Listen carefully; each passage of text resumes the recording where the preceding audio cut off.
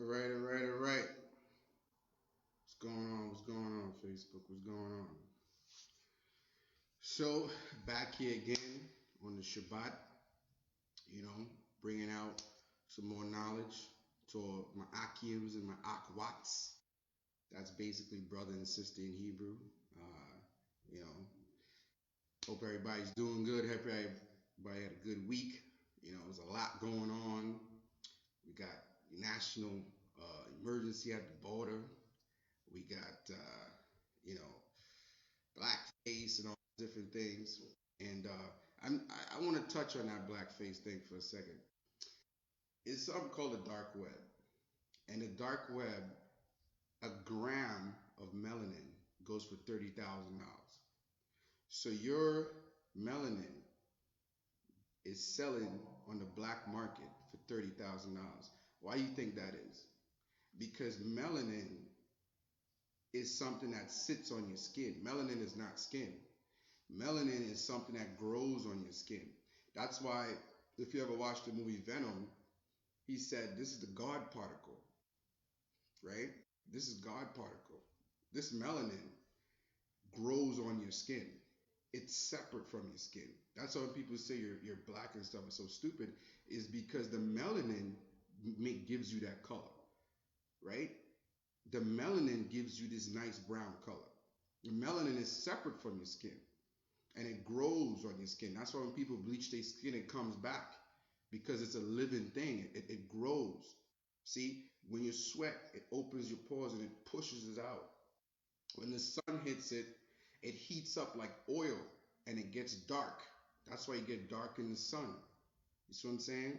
So that's what melanin is. Melanin is its own element that sits on your skin.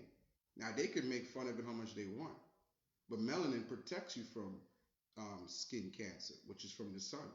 So you can laugh at me and put smiley faces, but I'm not the one getting burnt in the sun. I'm not the one dying of skin cancer. See, this is where knowledge comes in of yourself and who you are. Because when I saw that, I laughed because I'm like, y'all want melanin because it's selling on the black market for $30,000 a gram. If it wasn't important, they wouldn't be selling it for $30,000 a gram. You see what I'm saying? You walking around with an everlasting flow of something that they call a God particle. The God particle. Let that sink in. Let that sink in for a sec. You know what I'm saying? Don't be fooled by these things to put you down, right? This is ignorance. It's like someone calling you a monkey. Okay, let's examine a monkey. A monkey has thin lips, black people got thick lips. A monkey has short torsos and long arms. Black people have long legs, short torsos.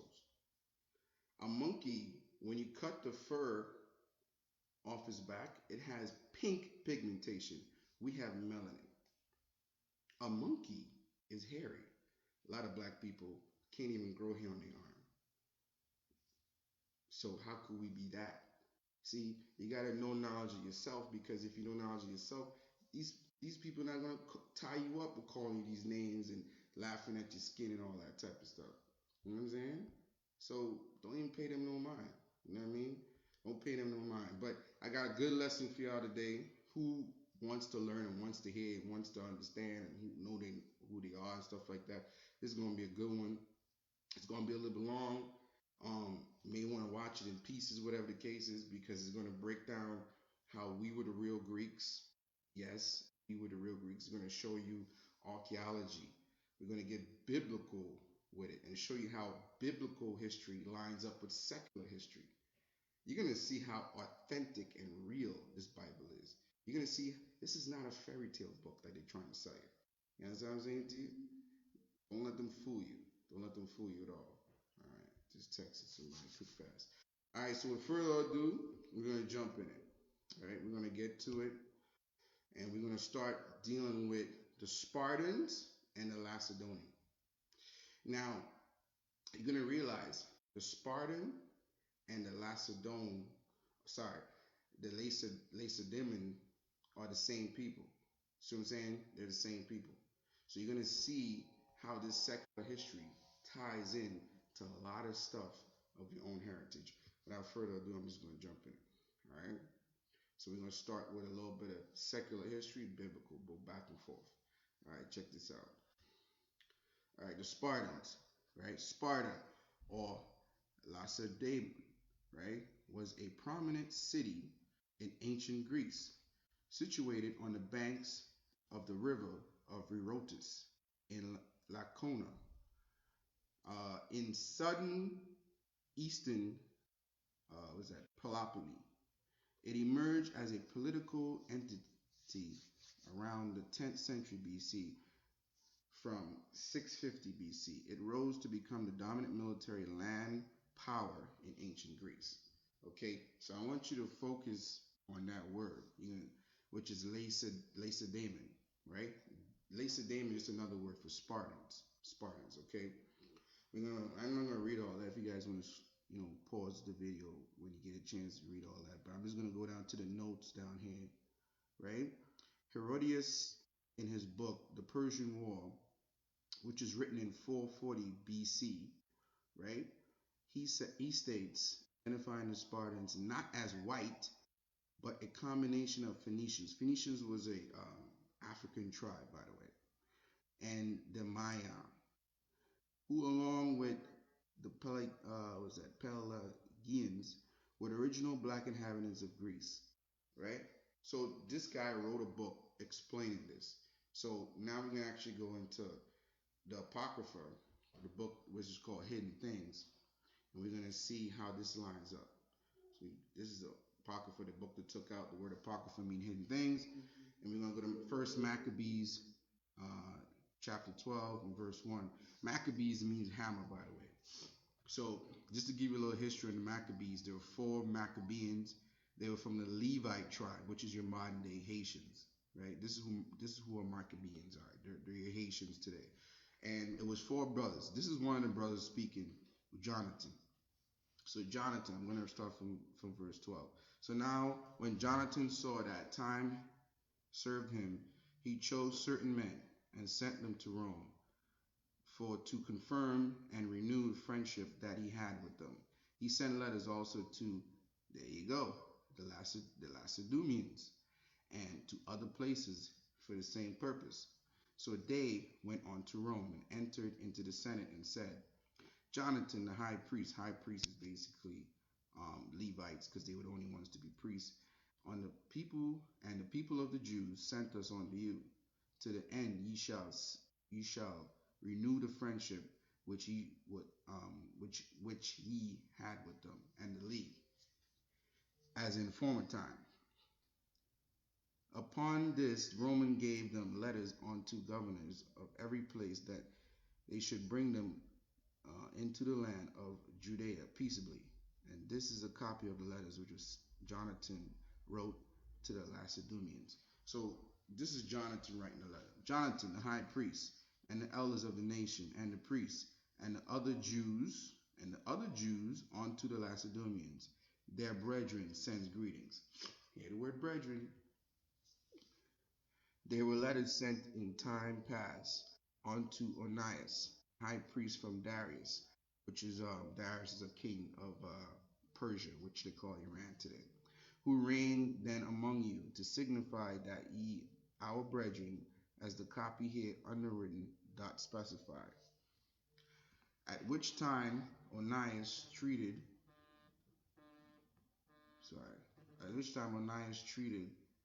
the ambassador that was sent honorably, and received letters wherein the declaration was made, the leagues of friendship. Okay, I'm gonna further go down a little bit. I'm gonna get to the next page here. All right, so I'm gonna continue on verse 12. Arius, king of the Lacedaemonians, right? Now this is the response, right? Basically, Arius, king of the Lacedaemonians, to Onias the high priest, greetings. It is found in writing that the Lacedaemonians and the Jews are brethren. So the Spartans and the Jews are brethren. They're brothers. Right? And Check this out, that they are the same stock of Abraham. Now, therefore, since this is come to our knowledge, ye shall do well to write unto us of your prosperity. We do write back again to you that your cattle and goods are ours, and ours are yours. We do command, therefore, our ambassador to make a report unto you this wise. So it just goes to show you that these men looked up their history, realized they were one and the same, wrote to each other as brethren, and came unto the same understanding and shared whatever they had with one another because they were brothers from Abraham. So this is the Jews, the Maccabees, which is the Levites, and the Lacedaemonians, right? And you're going to see why they were actually called that. See that shield is actually an L. That's the name of their tribe, Lacedaemon. So basically, they put their emblem on the shield. That's why it has that L. If you look at it, it's an L. It's an L basically upside down, right? So now we're going to tap in and see who was these Lacedaemonians through artifacts. So let's dig in, right? This is a vase from, what is it, 510 BC. Look at that. There's a black man holding a shield. You see what I'm saying? We're going to dig in again. Greek black figures of pottery. There's a black man holding a shield, fighting other men. There's a black, the other vase at the bottom is a black woman, which is brown, right? Because no one's really black. And it's going in to show you the color and the pigmentation of the people, right? This was found in tombs hidden away in Greece. This is a coin dated 490 BC. That's a brother on a horse. You can just look at the features and see it. This is another vase, right? Bacchus, actually in Mayan, I read that before, who were among the original black people of Greece, 565 to 560 BC, right? To show you that we are the original people everywhere you go. Everywhere you go with original people. We're going to dig in some more. These are silver coins. Silver is one of the purest metals and durable metals in the world. That's why it's so rare. And you're going to see, look at those faces, look at those lips. Soup cooler lips, they call those. Blow the soup. And you're going to see those insignias on the back. I want you to start remembering these insignias because you're going to see them show up again in a different part of history with different people. But they remember that they're the same people. It's funny like that. We're going to dig in. This is a Greek vessel from a youth. Look at his lips. 400 BC. Look at that. It don't get no more black than that. Look at them lips. Look at that nose. You know what I'm saying? And that's on brass, right? That's another good metal that doesn't decay, but it oxidizes. It doesn't oxidize as good as silver. Silver lasts longer because it's a pure metal. So as you can see, you'll see the green oxidation on it, which is show that it's aged.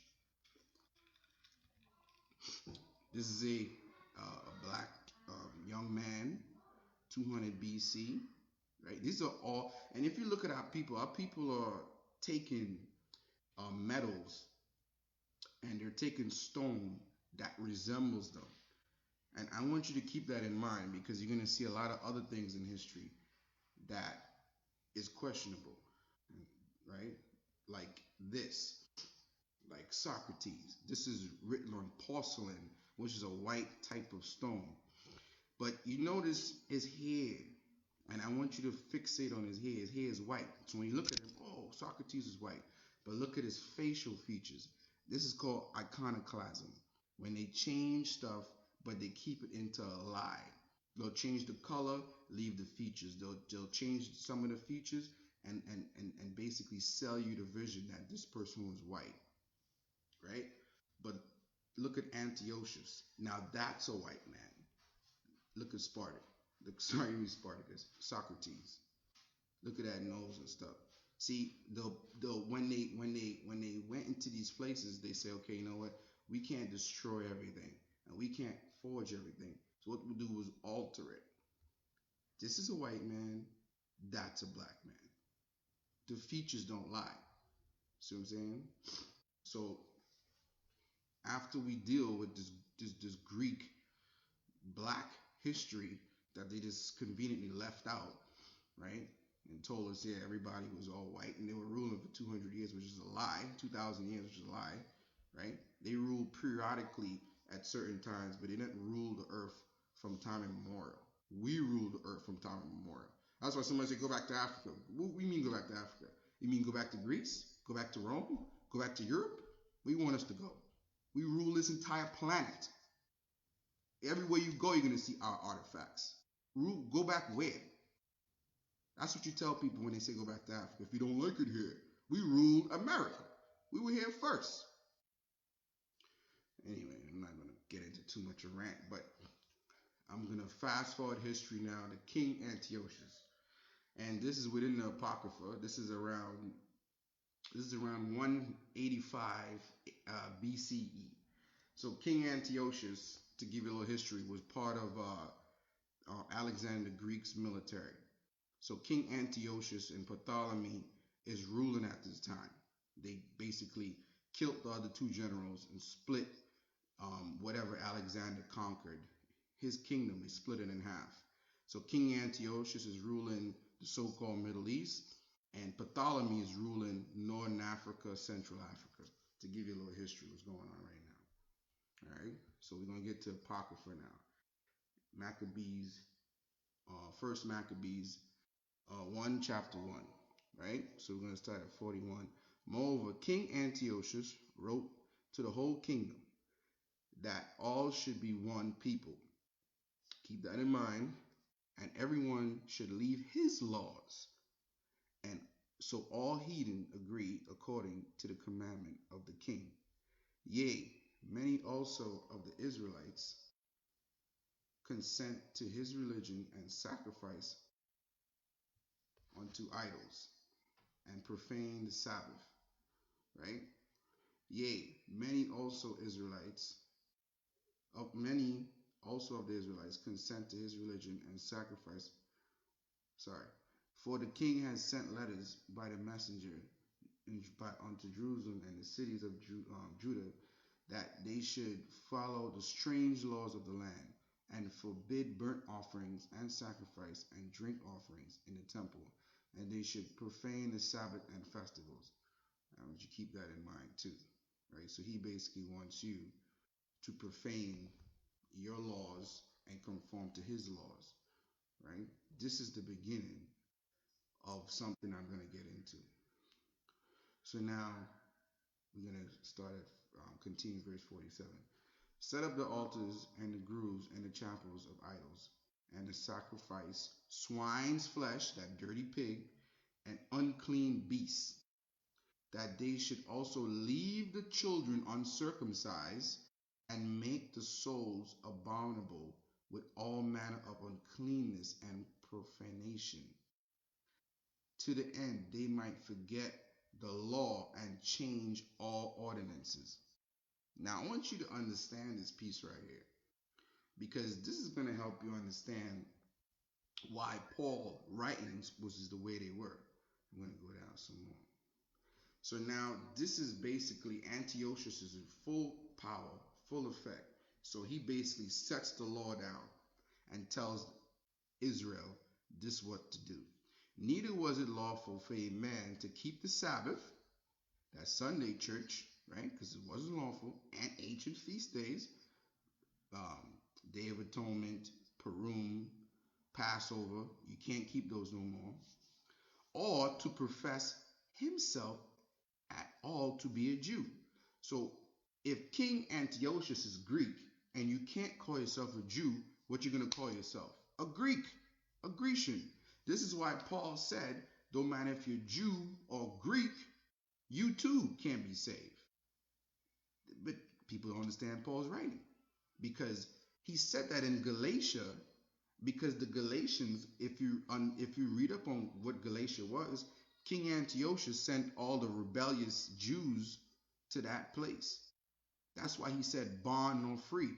So when Paul was talking, he was such an intelligent man. He was saying bond like y'all in Galatia that's enslaved, or free like the Jews in Jerusalem, poor like the Jews right here in Galatia, or rich like the Jews in Jerusalem. That's why he said that in Galatians 3 and 28. Because it wasn't lawful for us to be Jews. And in the day of the king's birth, every month, they were brought by bitter constraint to eat sacrifices. So we had to eat their dirty meat. And when the fasts of Bakash were kept, this is the beginning of carnival. When you read that up, this is the beginning of carnival in all countries. Trinidad, the States, this is the beginning of carnival right here. This is the custom. This, read up on that when you get a chance. The Jews were compelled to go in procession to Bakash carrying ivy. So we were forced into their culture. We were forced into their way of celebrating their gods. That's why Carnival has different peacocks and all these different gods you're celebrating when you put these costumes on, right? Because these are all Greek gods that you put on in these costumes. That's what Bakash is. It's a Greek festival. Moreover, they went out a decree to the neighboring cities of the heathen by the suggestion of Ptolemy against the Jews, that they should observe the same fashion and be partakers of their sacrifices.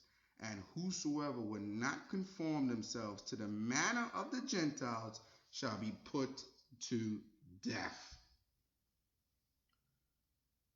So, if you can't confess yourself as a Jew, you're going to be a Greek, and you're going to forget the Jewish customs, and you're going to conform because you don't want to die.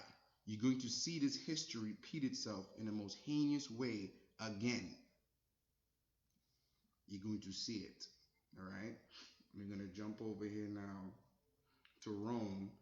And basically, what happened at the end of that, to give you a little history, the four brothers conquered Antiochus and took back Jerusalem.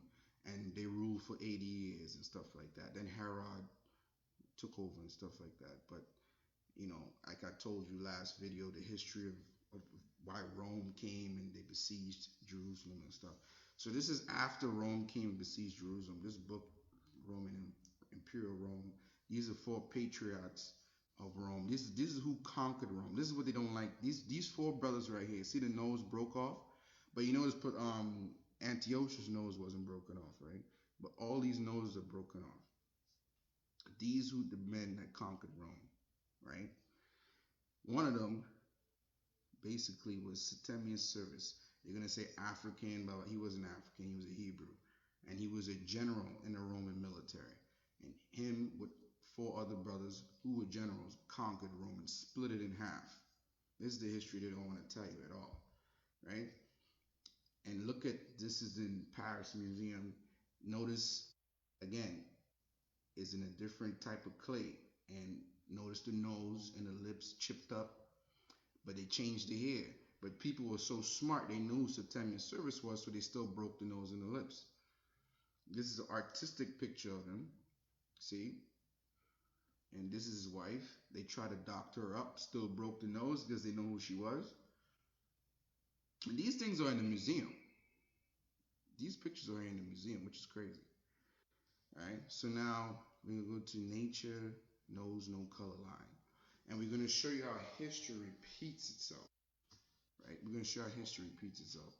Now, this is a picture of the Moors. You notice the L, and you notice the insignias on their shields, right? Why did the Moors take on the Macedonian shield? See? Why did the Moors do that? Because the Moors knew who they were. See? See the shield? Sorry. See the shield? Now look at their stuff. See the same shield as there? Why did the Moors take on that? Because the Moors knew who they were. They knew that was their ancestors.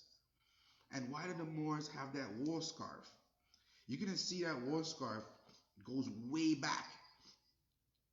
All the history ties in to let you know Moors was just a ethnicity that our people took on while they were in Europe because it was a popular fashion to be a Moor. And I'm going to break down the difference between ethnicity and nationality, which people don't understand. But they knew who they were. That's why they took on the customs of their ancestors. That headscarf is not a Moorish tradition. That is a Hebrew tradition, and I'm going to prove it. Right? And I'm going to show you. Right? These were French, Italian, Spanish, and Polish families, all with these insignias, all with these head ties. Right? Now, I want you to see, this is actually a battle fought in Germany, and these were described as white barbarians coming to take the castle. You're going to see the brother on the right-hand side wearing the war scarf. Right? I'm going to show you a close-up of him. Look at that brother. He's on it with the war scarf. Right? And he's basically what they would call a Moor, but he's a Hebrew by nation. He's taking on the customs of the Moor. The reason why he has that headscarf is a Hebrew, and you're going to see it. That's actually David's custom. King David, when he went to battle, did that. Now they're executing us after they took the castle. Notice the headscarves on all the men that they're executing. Now, we're going to go back in history to the Syrian war with the northern tribe, which is the Ephraimites. This is your modern day Puerto Ricans. The Simeonites, your modern day Dominicans. Issachar, your modern day Mexicans. These are the northern tribes. They're fighting battle. If you look under the word northern, you're going to see the headscarf. See the headscarf? And the Assyrians, they have a cone kind of head, right? This is how you know this history goes back to us. You're going to see, again, the Assyrians fighting, just like the picture with the Moors, the Assyrians fighting us in battle, right? And they conquered us. While they taking us captive, there's the headscarf. One brother's wearing it, the other brother's wearing it. So that's not something Moors invented. That was a Hebrew Israelite tradition going back from the Syrian war back in 700 BC. Right? Just like how they were wearing the insignias of the Lacedaemonian from, was it 400 or 500 BC, the Spartans. There's no coincidence they have that. Right? You're going to see history just repeats itself and repeats itself. And as we hold on to our heritage and know who we are, we repeat what our ancestors do. We follow what our ancestors do to show you that these brothers knew who they were. And they weren't Moors in terms of a nationality. They were taking on the ethnicity of a Moor because that was a popular thing in Europe at the time. Right? So now I'm going to bring it up and show you, because I went back in history and I'm bringing it back forward into 1,000 years after Septimius Severus conquered Rome. Rome comes back through religion, right? And I want you to pay attention because I'm going to show you the Spanish Inquisition. Inquisition means investigation. Who, what, where, and why they were investigating us. You're going to see from this clip, and you're going to understand after they conquered us right here in these battles, and after they executed us, what they did in Europe. This is what it is. I'm going to show you this little clip. 1833, thousands of people were arrested, tortured, and executed because their religious beliefs were not welcome in their homeland. They were victims of the Spanish Inquisition. The Inquisition has cast a long shadow, but it's been so obscured by myth that until now it's been hard to tell the real story of these dark days of the Catholic Church.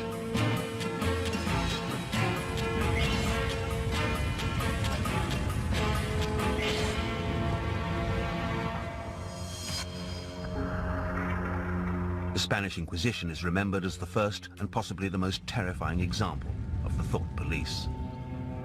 It was established to rid Spain of heretics. The political and religious leaders of Spain believed that heresy would spread like a disease and prevent them from unifying the population under one flag, one royalty, and most importantly, under one religion. I think the need for the Inquisition in late medieval Spain was a reflection of the fact that there were so many different races and peoples living in this same peninsula. There were Jews, there were Moors, and of course the Christians were always the most important, but at times they felt threatened by the power, the wealth, and the otherness of the other cultures that were living in Iberia at the time. The Inquisition itself was a roving religious court that sought out and punished crimes against God and the Catholic Church. In the process, cleansing Spain of its religious and cultural diversity.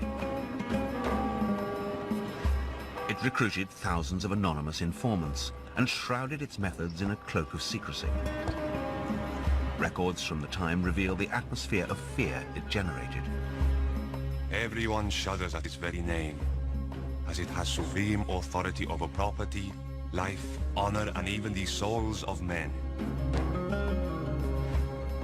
Modern academics are re-examining the available evidence and drawing dramatic new conclusions about why the Inquisition began, how it worked, and why it was allowed to last for over 300 years.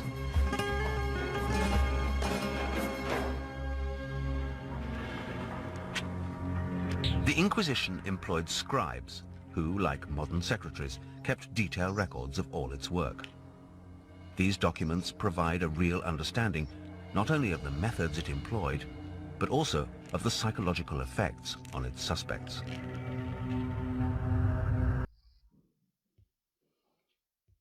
So there you have it. The Spanish Inquisition basically is going out there searching for Jews, hunting them down, and killing them. Right? This is your Roman Catholic Church. This is Rome coming back into power after we conquered them in 195 AD. This is them coming back into the power in the late 1400s, conquering Rome. And you're going to see how they were able to do that because the Moors taught them science and knowledge they never had before. Okay? This is how they got the knowledge and the instincts to conquer us. And you're going to see, I'll bring it out a little bit more down the road. But I'm going to get to a book called Timbuktu, and you're going to see how far they took the Spanish Inquisition. I don't know how anyone could be part of that Catholic Church. I really don't. Like, that is the most wickedest church I ever heard of in my life. In my life. And you're going to see how wicked these people were and the kind of stuff they did. Right? And I'm going to take you to this book.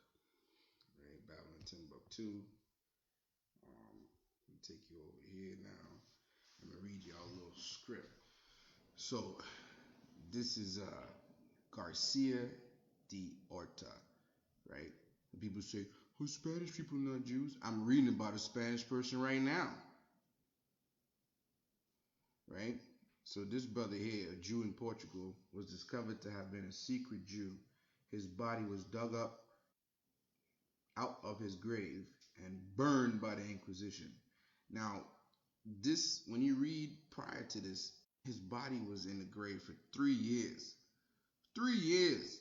They dug up the man's bones and burnt it. Like, that was just so, if that's not crazy, I don't know what is. In another case, a Jewish woman by the name Alvera del Campo was indicted and tortured for 2 years. Let's see what this lady was tortured for in order to elicit a confession from her. The charges against her were not eating pork. Then we read Antiochus didn't want us to eat our food and eat swine and having it's history repeating itself. It's the same people doing the same things to us, right? The charges against her were not eating pork and putting on clean linen on Saturdays. What's Saturday? The Shabbat. She was keeping the law. For all you, the law is done away with. This is 1500. This is going on. 1626. This is going on. For all you, the law done away with. This lady got killed for keeping the law, for not eating a nasty pig, and for keeping the Shabbat. According to this woman, these charges were not heretical practices. She wanted to be clean. Practices. She wanted to be clean, and pork made her sick, like it does me. It's a filthy, dirty animal. It was made to eat waste. What do I want to eat that for? That's why it's said unclean. It's an unclean beast. Whenever the Christian Jews could escape from Spain and Portugal beyond the reaches of the Inquisition, they threw off the guise of Christianity because Christianity is white supremacy, and practiced Judaism openly as they did in Turkey. Now they call it Judaism, but we practice our heritage. They call it Judaism so people understand what it is, but it wasn't Judaism. They were practicing their heritage. These people know, these Spanish brothers and sisters knew they were Hebrews. Going down the page, and if you could read that middle passage, they took it so far where they dispatched units to hunt you down if you was a Jew. They dispatched units. That's what the whole Spanish Inquisition was. It was to hunt you down, Hispanic man, Hispanic woman, so-called black man, so-called black woman, and kill you. I'm going to come down here. It is certain that many black Jews of Portugal, Saint Thome and Angola, who became victims of the Inquisition and Portuguese persecution, were sold in the slave trade.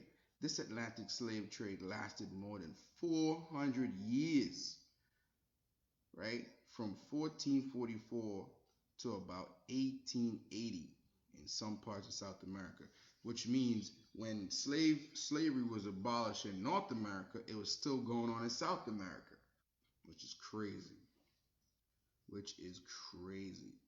Right? This is our people, our Spanish brothers and sisters that's getting persecuted. And they were dark just like us until the conquistadors came and altered their complexion. Anyway, I digress. This is another book here, Origins of the American Indian. It's a good book. Gonna dive right in, right? Authors speaking here, right? This writer has heard in private conversations, in literatures, and student reports the assumption that the early Spaniards thought the Indians somehow non-human is evidently widespread. Now I'm showing you how we just tapped in the Hispanic people. Now we're going with the natives, and you're gonna see why they were calling them non-human, right? I'm gonna tap in some more because we are. This is another part of the book, and it goes in to show that the Portuguese Jew were very dark, said Picard. The Duchess of d'Ambrich, wife of Napoleon ambassador to Portugal, said the Jew, the Negro, and the Portuguese could be seen in a single person. So dark were the Jews, especially of Portugal and southern Spain, that many whites thought all Jews were black or dark. Let that sink in. So those fake Ashkenazi Jews in Jerusalem could never be Jews, ever. Because we got ambassadors to Napoleon talking about how dark they were. And that's a quote, right? So the lies that these people bring out all the time. So now we're going to dip into this brother named Dr. Henry Clark. And this is what I want to tap into with the Moor culture and the nationality. And we're going to tap into this brother and his knowledge. He's a very knowledgeable brother. I don't agree with everything he says, but, you know, you take the meat from the bones. He's going to show you why certain things happen the way they did. All right? So I'm going to let you watch this clip, and I'm going to decipher it afterwards. Because we have not faced reality, because we as a people live in a world of fantasy. And once we face reality and use religions properly, and once we understand how they are used by other people, and once we separate, not so much as separate spirituality from religions, and understand that out of our spirituality came the world's religions, and that we have been naive and let people take from us the basis the elements make religions and come back and sell them to us, once we understand that, and that we had a much better version of the same religions before their former creation, then once we recover from the shock of discovering that we had something better than what was sold to us, rehashed from our elements, then go back and take the great spirituality we had and move with it. And once we understand what we were and where we are, we will understand what we have to be and where we still have to go. We are still thinking minority when we were never a minority. But we are letting minority people fool us into thinking minority. And we are literally being controlled by minorities who endear themselves to other minorities by demonstrating their ability to control us. And they control us by manipulating images through politics, religion, in the mass media. All right, the subject admittedly is dangerous. As religion is a delicate and dangerous subject, and it's even more delicate and dangerous when you're talking to people of African descent. Because where religion is concerned, we are a purist people. We are the true believers. We out-Pope the Pope and out-Muhammad. We believe in things in its purest form, and we actually believe things are exactly what they say they're supposed to be. We have a humanity that actually makes us believe that people believe in democracy, and the inventors of it don't believe in it. And we had democracy before they think they invented it. And when they invent a fake version of it and sell it to us, we accept the fake version and neglect the genuine democracy that we have been living all along. Not only democracy, but humanity. And the least significant event would be the so-called discovery of the New World. The greatest event in the history of that period would be really the Africans and the Arabs, collectively called Moors, would lose their hold on Spain and be pushed out. Be pushed out of Spain, and they would lose the Mediterranean. They had blocked Europe in the Mediterranean. They had forced Europe out of the Mediterranean, and they had forced Europe into the Middle Ages. Now Europe had discovered longitude and latitude. Had come out of its box. They'd gone back to sea. They had learned some maritime techniques from the school at Salamanca, that the Africans had translated information from Spain, and they would turn on the very Africans who translated it for them and the very Arabs. The fight between the Africans and the Arabs would facilitate the rise of Europe.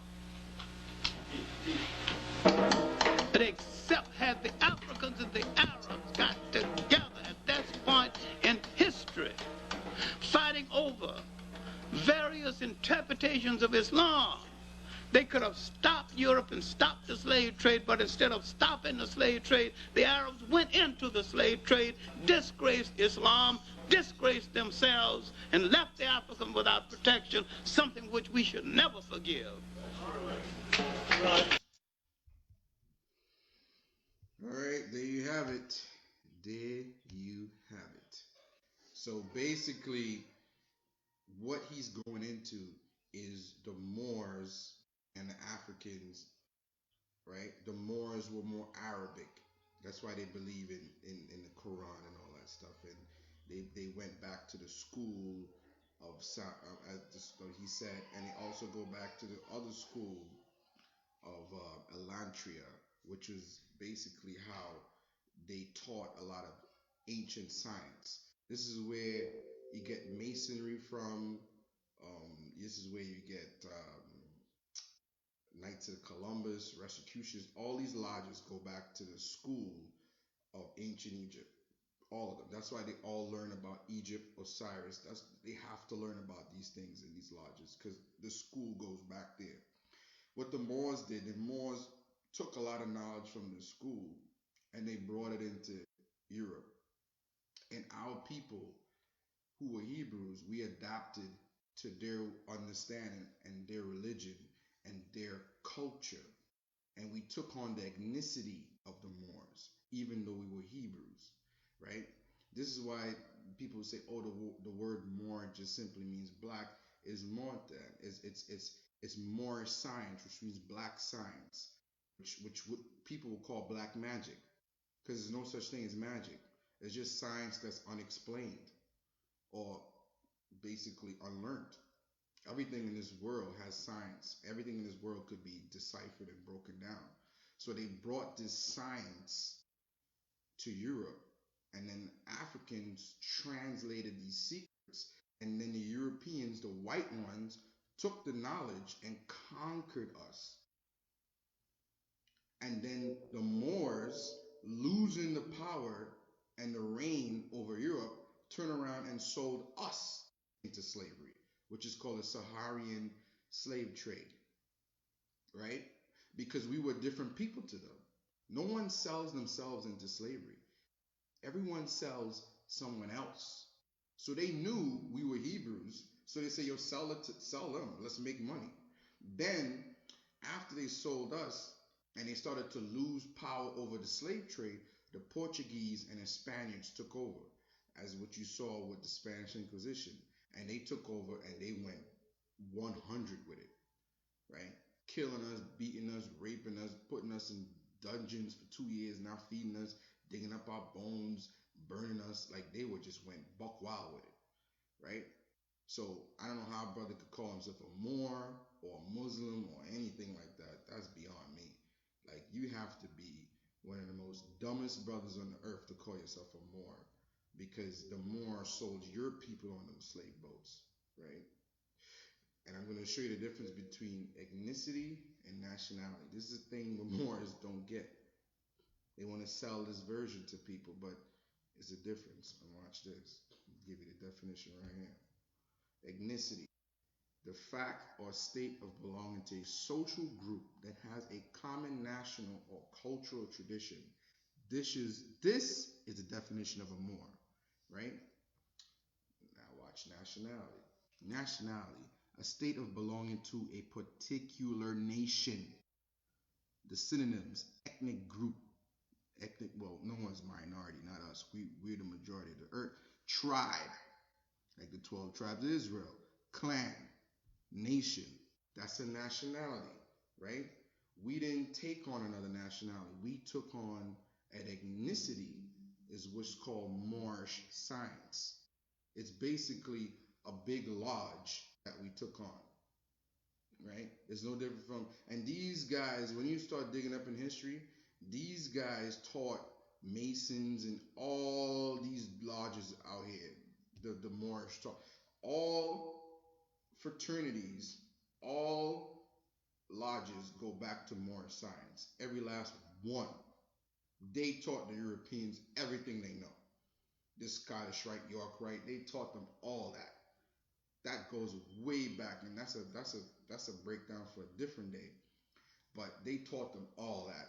So all these lodges you seeing and all that, that square that sits on 90 degrees, and the protractor that sits on was it 47.7 degrees, and you combine them together and they make 100.37 whatever degrees. And I'm not getting into all that, but what it is they taught them all the secrets of ancient Egypt because they couldn't read it, they didn't understand it, and they translated to them, and they took that knowledge and conquered us. Well, conquered the Moors really, and then the Moors turned around and sold us, losing power. They said, well, we're gonna sell these people. So, we're not Moors, we're not Muslim, we're not Christians, because if you look, you're gonna see that the Jews, when they weren't around Christianity or Christians, they openly took on their heritage as a Hebrew. So we're none of these religions. All these religions are man-made. Man made them to conquer other men. Muslim is a religion of conquering other people and conforming them. Basically saying, everybody was a Muslim, right? You're a Muslim. You believe in God? Yeah. Well, that's you're a Muslim. Anyone believes in God or humbles himself to God is a Muslim. Fool, that's your definition of what someone believes in God. Not me. I'm not Arabic. Or Christianity. You believe in Christ? You believe in Christ? Well, then you're a Christian, because that's not what it is. That word Christian shows up twice in the Bible. And the Pharisees called Peter and Paul that as a way to mock them. Like, you believe in that Christ that came? You an idiot. You a Christian. That's a word to mock them. The Christ never called themselves a Christian. Neither did the apostles. That's basically calling someone a byword. Instead of calling someone a Negro, you're calling someone a nigger, right? You're using a word bypassing who they are, and you're making fun of them.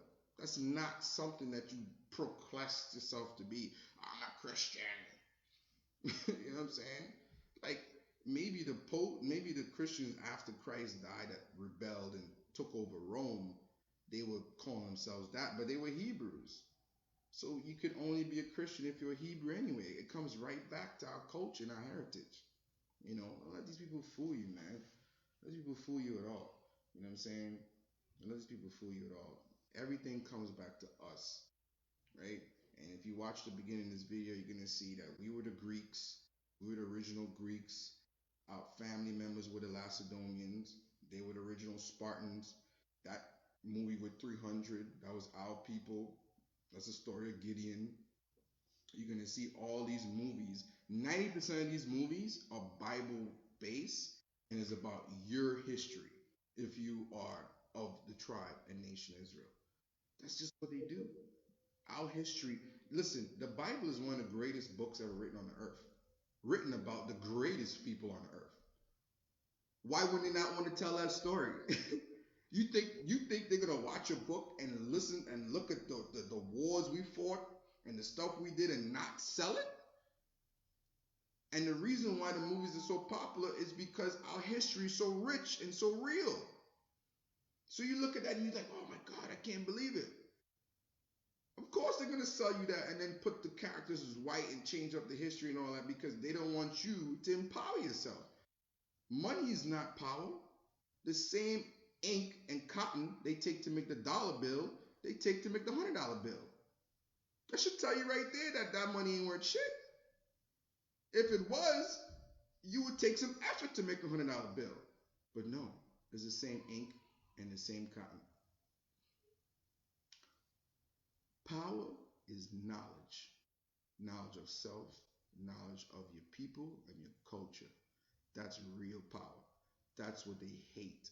They hate anyone that has power over themselves. And with that, thank y'all for tuning in. Speak about this truth, spread it. We tearing down all strongholds, right? We're ripping up the faces of all these lies, and we're showing the truth at the end of the day, right? Hope you guys have a blessed weekend. Keep doing what you're doing. We're coming down to the end, y'all. That wall, I'm going to another video, but that wall is serious and it's deep and it's actually prophetic. But we're coming down to the end, just so you know. This is the end, coming down to the end times. And with that, shalom.